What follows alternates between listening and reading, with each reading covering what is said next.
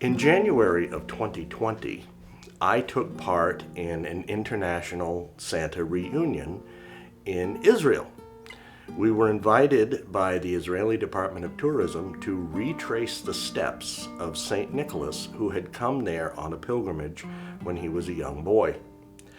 We arrived in Jerusalem. It was a really fun trip. I met a lot of Santas, some of which I knew from the Santa Claus school, some of which I was meeting for the first time. There were over 30 of us, Santas and Mrs. Clauses, from the United States, Denmark, Germany, Romania, Poland, and of course, my friend Isa, the Jerusalem Santa, in Israel. It was unusual because I was convinced that we'd be looked at like we were an oddity or what in the world is this. I don't think I have ever been treated like a rock star more in my life. At one point, we actually shut down a 4-lane highway in front of the Jaffa Gate in the old city of Jerusalem. We clogged the streets of Old Jerusalem because so many people wanted to see the Santas. They wanted to see Mrs. Claus. They wanted to get their picture taken with us. I was even at the Western Wall going on a tour of the old city when a rabbi came up and said, "Excuse me, Santa, can I have my picture taken with you? My congregation is never going to believe this." And I says, "Are we going to get in trouble doing it here?" He says, "Oh, you're fine. You've got a hat on." And we went through, of course, all the holy sites, Nazareth, Jerusalem, Bethlehem. I actually helped take part in baptizing some people in the River Jordan. We visited the Cathedral of the Annunciation, where the Virgin Mary had received the message from the Archangel Gabriel that she had been picked to be the mother of Jesus. We visited Bethlehem, visiting the grotto, the place where Jesus lay, the Church of the Nativity, and a lot of really amazing historic sites.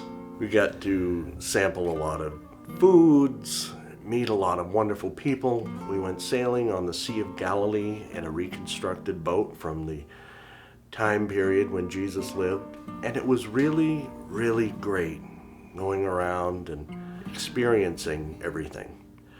At the time when we were there was a lot of heightened tension between the United States and Iran over the assassination of Iranian generals and bombings and threatened retaliations against American spots. And a lot of people were really worried about me being over there.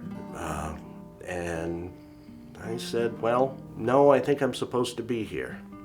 And for the most part, we didn't hear anything about it, except when I would get on my computer and try and, download the news and everything, because being logged in from an American address, I got all of the American news. In Israel, they didn't talk much about it. It was really driven home when we were all in Nazareth. We had been asked by the Orthodox Bishop of Nazareth to be his personal escort from the bishop's residence to the cathedral for the tree lighting ceremony. He even provided us with marching bands and bagpipes and singers and everything, and it was really fantastic. But while we were waiting in line for him to arrive, 2 squadrons of Israeli fighter jets went flying overhead. And we looked at each other. We didn't say anything, but somebody in the crowd came over and tapped me on the shoulder and said, "Santa, this is why you're here."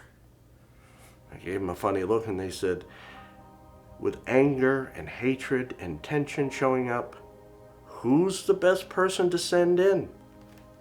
Santa Claus.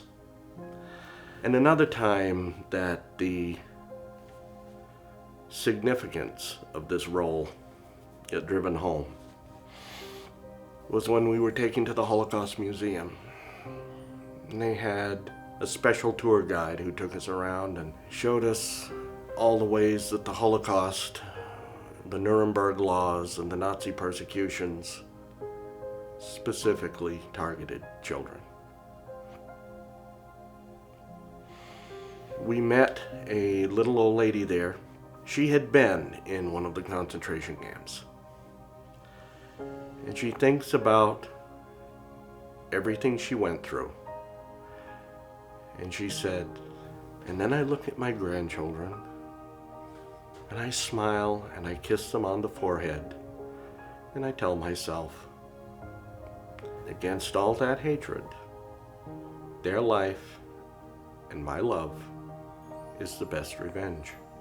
That was pretty hard, but was even harder is as we were leaving, our tour guide, who had had family that died in the Holocaust, called out to us as we were going and said, "Santas, remember the children. We can't let this happen again."